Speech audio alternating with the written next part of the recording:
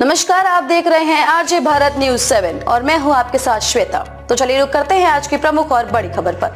किसने बढ़ाई जयंत चौधरी और अखिलेश यादव के बीच दूरी, बीजेपी के लिए क्यों खास हो गई आरएलडी। पश्चिम यूपी में अब रालोद का हैंडपंप भी कमल की जड़ों को सींचेगा। अब रालोद के एनडीए का हिस्सा होने का महज औपचारिक ऐलान बाकी है। दरअसल जयंत चौधरी के दिल हारने के यूं तो और भी कई कारण हैं, लेकिन मुजफ्फरनगर लोकसभा सीट की इसमें सबसे अहम भूमिका है। खतौली के उपचुनाव में हार के बाद से भाजपा नेतृत्व की नजरें जयंत पर जम गई थीं। अखिलेश यादव के रुख ने पूरी कर दी। पश्चिमी यूपी के जाटलैंड में जयंत के रालोद की भूमिका महत्वपूर्ण है। भाजपा 2022 के विधानसभा चुनाव से पहले ही पार्टी जयंत को अपने पाले में लेना चाहती थी। दरअसल तब भाजपा किसान आंदोलन के सियासी परिणामों को लेकर पशोपेश में थी, मगर भाजपा की तरह ही तब जयंत चौधरी भी असमंजस में थे। ऐसे खत्म हुआ ऑपरेशन जयंत। मुजफ्फरनगर की खतौली सीट पर उपचुनाव में हार के बाद भाजपा का शीर्ष नेतृत्व जयंत को लेकर गंभीर हो गया। पार्टी द्वारा पश्चिम की कई जाट बाहुल्य सीटों पर कराए गए सर्वे में भी कुछ मौजूदा सांसदों की स्थिति कमजोर मिली। इसके बाद कवायद शुरू हो गई। इसकी कमान एक बड़े ओहदे वाले जाट नेता ने संभाली। वहीं अटल सरकार में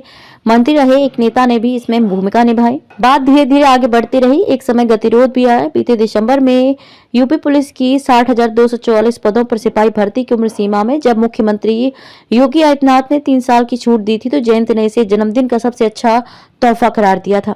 मगर दोनों दलों के बीच सियासी खिचड़ी पकने का सिलसिला तब और तेज हो गया जब कर्पूरी ठाकुर और लालकृष्ण आडवाणी के बाद पीएम मोदी ने चौधरी चरण सिंह को भी भारत रत्न दे दिया। जयंत के पास भी शायद इंडिया गठबंधन और सपा को अलविदा कहने का इससे अच्छा अवसर नहीं हो सकता था। यूं ही दिल नहीं हारे जयंत। असल में जयंत चौधरी पहली सीट बंटवारे पर सपा के रुख से नाराज थे। मुजफ्फरनगर छोड़कर 7 सीट देने के ऐलान और उसमें भी 4 प्रत्याशी अपने देने की शर्त के बाद जयंत भी शायद पीछे छुड़ाने का बहाना ही खोज रहे थे।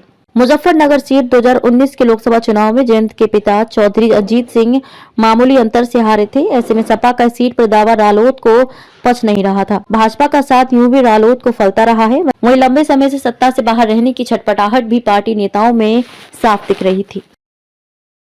खबरों में अब तक के लिए बस इतना ही। फिर होगी आपसे मुलाकात ऐसी किसी बड़ी और खास खबर के साथ। तब तक के लिए नमस्कार और देखते रहिए आरजे भारत न्यूज 7।